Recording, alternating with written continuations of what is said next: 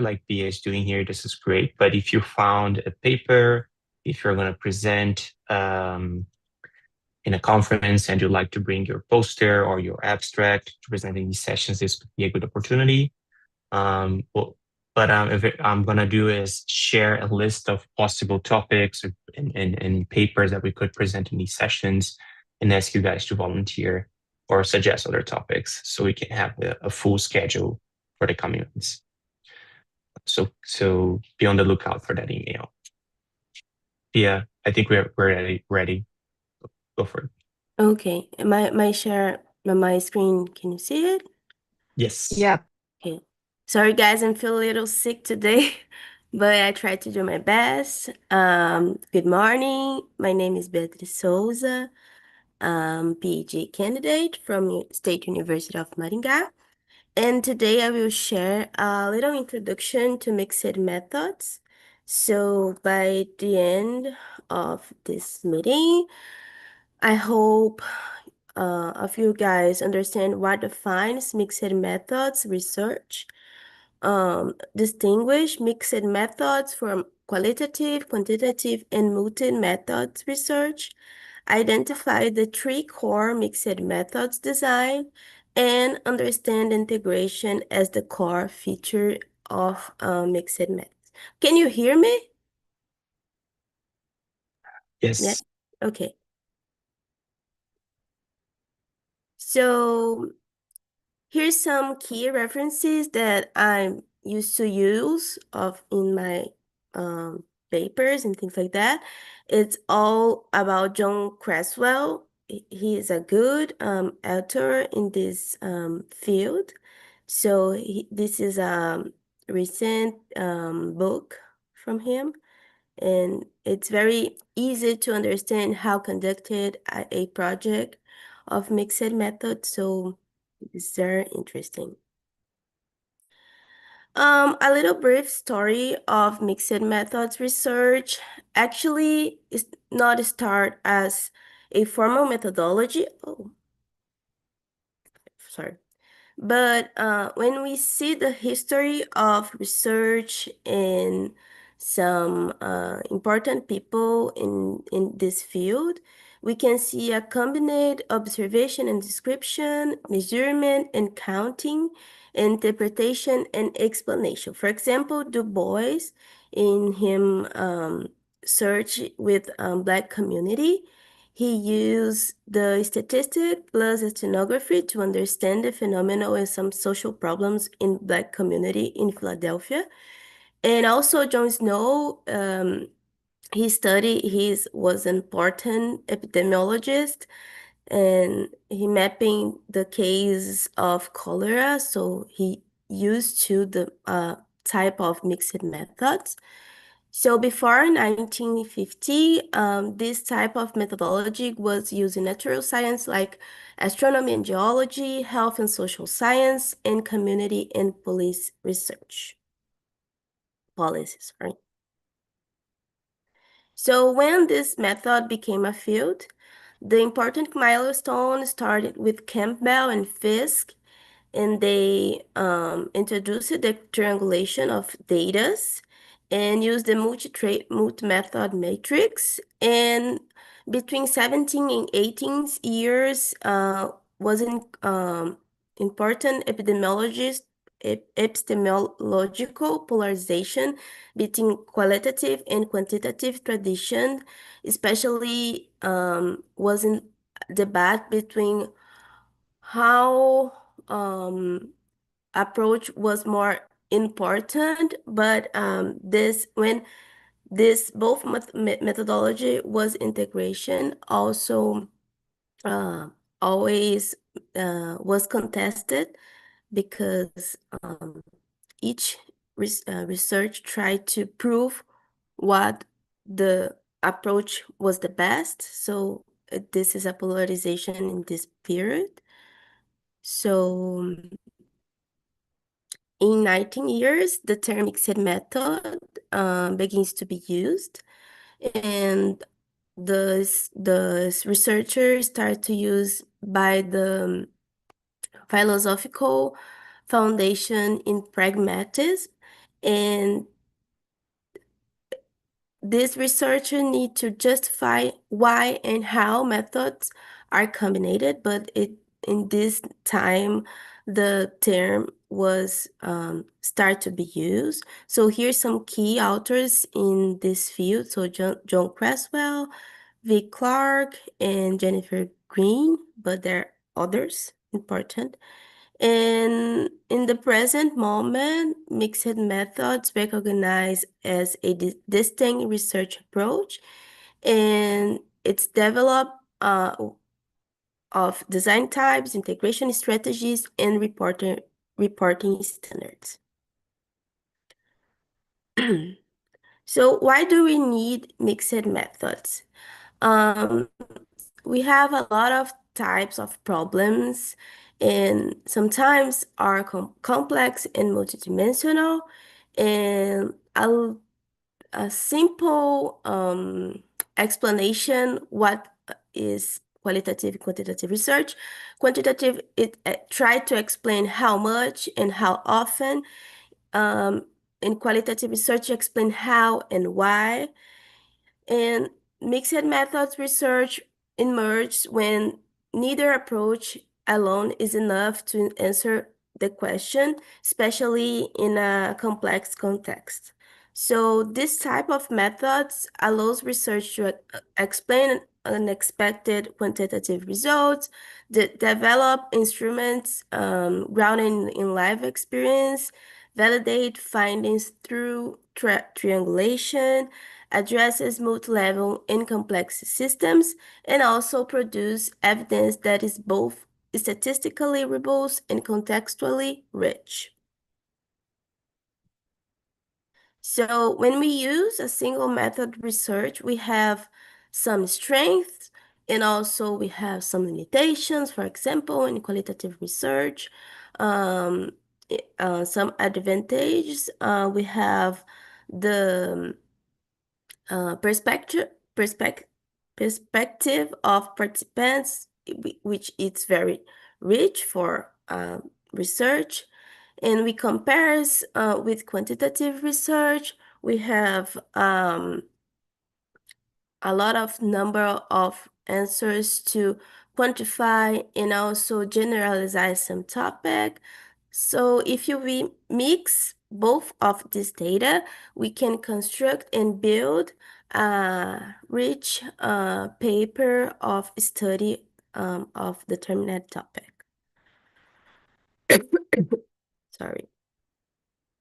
So what is the mixed methods? It's an approach to inquire that intentionally integrates both types of data in a single study or program of research.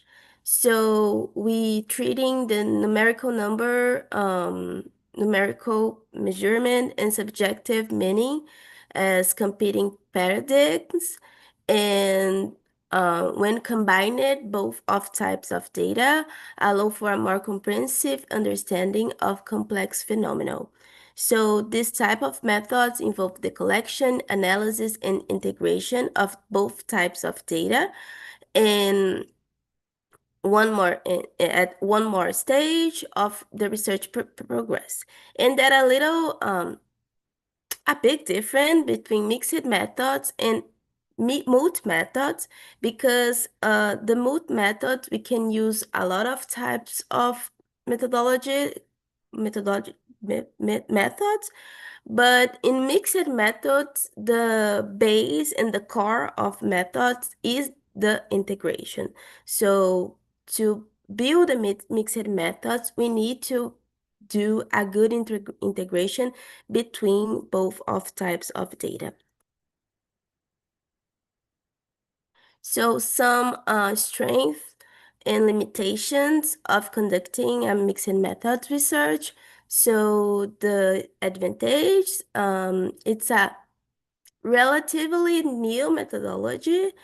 So involves a complex and sophisticated methodology using both of types of data and a deeper understanding of the phenomenon and problem, and offers the ability to draw insights beyond the qualitative and quantitative data analysis, but have some limitations, like they requires skills in both types of methods, and also requires that additional skills in mixed methods research, involves extensive time and resource to collect it and analyze the data. And some types of mixed methods designs need to more experience in this field, and also places a demand on the research to often educate reviewers about the essential characteristics of mixed methods research. So the essential characteristics of mixed methods collected and analyze the both of type of data in response to research question, use the rigorous qualitative and quantitative methods, incorporate procedures within the mixed methods design, integrate the qualitative and quantitative data in the design, draw math inference from this integration, and include a theory or a worldview in this study. Also, the three components of research project of mixed methods. The first, philosophical foundations. We need to choose a philosophical to conduct our research. So, post-positive, constructivist, participatory, and pragmatism. The second, the strategies of investigation in each type of method, so quantitative, qualitative, and mixed methods, and also the skills in research methods. So quantitative, what type of quantitative research we will use, for example, cross-sectional, or qualitative, for example, narrative, and also mixed methods, for example, parallel convergence. So we need to choose and plan a good project to conduct a good research and mixed methods. So we have two types of how conducting our data in mixed methods. The first one is by merging the data. So we have the qualitative type of data, and we have the quantitative data, and we will analyze both of types separate, and after that we mix the results to interpret the phenomenon by the perspective of each type of data. And the second is by connecting. So we have one type of data, for example, a qualitative. We finding some key results to after that plan other approach and follow the integration between both of data.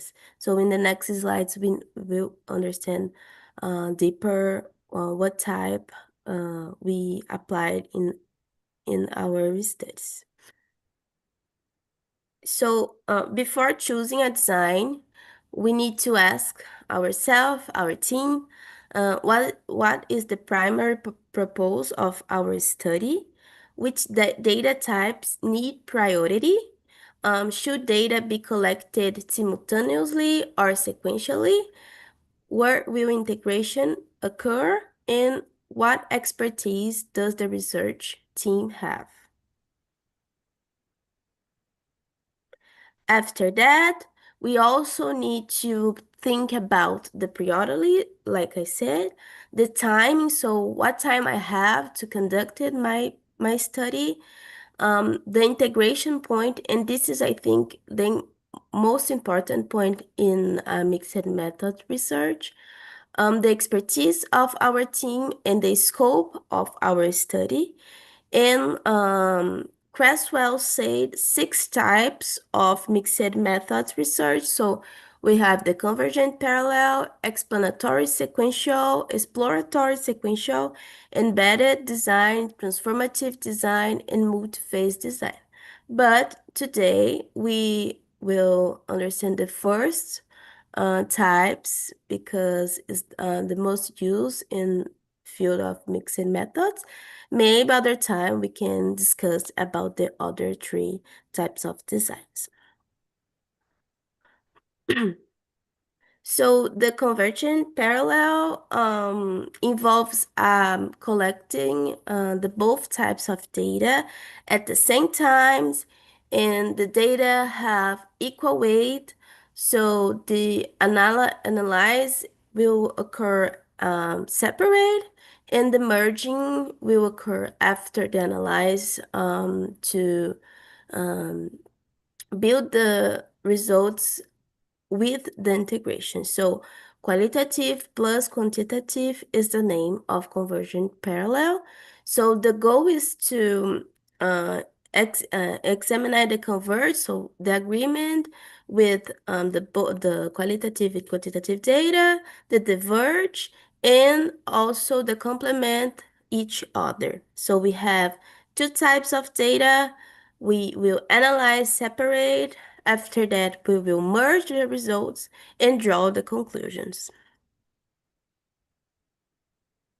So here is an example of convergent parallel. So they used this type of data. So they collected the quantitative data and qualitative data at the same time. They analyze both of data at the same time. And after that, they merge the results and did the interpretation of this study. So it's very interesting how they performed the type of conversion to parallel. So it's a good mixed method, especially even we have a short time to conduct a type of data of method. So it's very interesting, this type of design. So some challenge and advantages. The strengths, the convergent parallel have intuitive approach. It's an efficient design, particularly if can only interact with participants. So we have only approach with the participants. So it's very interesting. And the implementation works well with teams. So we can perform both of data at the same time and only approach with the uh, subject. So the challenge need to carefully plan parallel data collection. We need to determine the participants and sample size. This is important.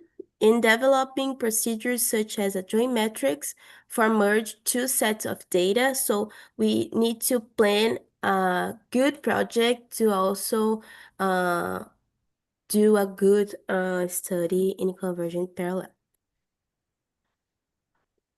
The second is the sequential explanatory, and this type of design starts a quantitative phase first, and after the analysis with the quantitative data, we will find some key results and some key statistical results, and after that, we will perform the qualitative approach.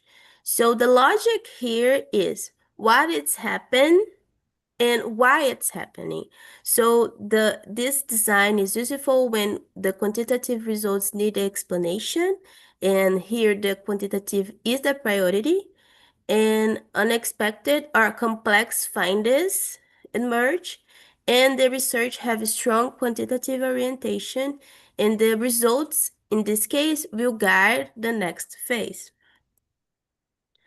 So here is the example of sequential explanatory, and they perform it using instruments with nursing students. They find a key results to, after that, perform a semi-structured interviews, and I'm sorry.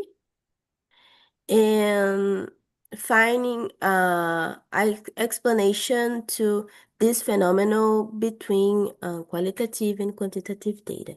So it's very interesting, this study. Some strengths and limitations. It's useful when have guiding theory and appropriate instruments. The two-phase approach straightforward to implement. Some clear decisions, qualitative research questions, qualitative sample, and qualitative data collection. And some limitations need to be able to return to some participants, and this is important limitation, especially when we study a complex field or sensible team. So it's need to think very well to conduct this type of data. Negotiation proves since qualitative phase needs to be responsive to quantitative result, specifying the results, the quantitative results to explain, connecting two sets of results, and the time of we have to conduct this type of design, because when we come back to participants, when we return, this maybe spend time to finding the second phase, like a qualitative type part. The last one is the sequential exploratory. So in this design, we start using the qualitative exploration, and after the analysis, we will build or test the quantitative instruments or hypotheses. So here the qualitative approach is the priority. And the logic here is, what is the phenomenon and how can we measure it? It's useful when the concepts are poorly defined, when we want to develop or adapt an instrument or theory, or the theory building is a goal. So we start with qualitative approach. We analyze this type, we finding some results, key results, and after that we perform the quantitative type and interpret it after the quantitative phase.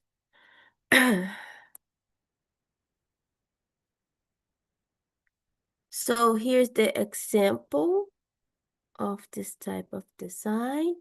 So they start with some interviews with emergency medical service, and they finding three main themes. And after that, they refine existing instruments to with these three main themes, and also additional some questions from literature. And after that, they perform the quantitative approach, and they build a final instruments to testing the intelligent in emergency medical service. So it's very interesting. And here's the QR code if you want to scan. So some advantage and challenge. The advantage is useful when variables, theories, hypotheses not known or need a culturally approach instrument. Some clear decisions, so quantitative variables and constructs, quantitative hypotheses, and quantitative instruments and program development. Different participants for each phase, so it's a nice strength, especially when we saw the other types. We need to use the same population in the convergent parallel and the sequential explanatory. And also the research often includes developing a product. So we will build an instrument, intervention, program, and things like that. Some challenge, so developing and test a pilot an instrument is always a challenge. It's difficult to specify procedures for quantitative phase when initially applying for human subjects' approvals and staying true to qualitative results throughout the second quantitative phase. So to compare the three types of design, the first, the convergent, we have the equal weight between the types of data. And the main goal here is validation and triangulation. The second, the explanatory, when the quantitative approach is the priority, we want to explanation something or some problem to solve. And exploratory, the qualitative approach is the priority. And the main goal here is development and testing some instrument, theory, and program to explore a goal or field who not are deeping understand for literature. So the integration, like I said, is the core of mixed methods research, and a study without the integration is not mixed methods research. Maybe will a mood method, but is not mixed methods research. And the integration can occur in different points like design level with the choice of sequency or concurrency. The method level, like a sample, so I want to study the same population. I want to try two types of population. And also the analysis level, so we can use some graphics, joint displays, tables to compare and integrate the type of data, and the interpretation level with the meta inferences. Some common integration strategies is the connection, the results from one phase inform the test, and the merging, compare data sets side by side. And the other types is for the other types of design. So embedding, one method plays a supportive role, and transformation converting qualitative data into quantitative data form or vice versa. So the quality of mixed methods, we need to do a clear design logic, explicit the integration procedures, the methodological rigor in both types of approach, and the transparency in reporting in our paper or study. And some common pitfalls include collecting the both types of data without integration, the missing design labels, the poor alignment between research questions and design, and equal rigor between the strengths. So some key take-home message. The mixed method is a research design, not a technique. The integration is essential, like I said. Design choice must follow the research question and the other characteristics like time, core, scope, expertise of our team. So before we start to perform it, design of mixed methods, we need to do a good plan with our team of research. And mixed methods is also powerful for complex problems. So the final and reflection question that I want to share with you, which mixed methods design best fits are your best, current, or future research, and why? So here are some references that I used to build these slides. And thank you so much. Questions and comments are welcome. So thank you so much.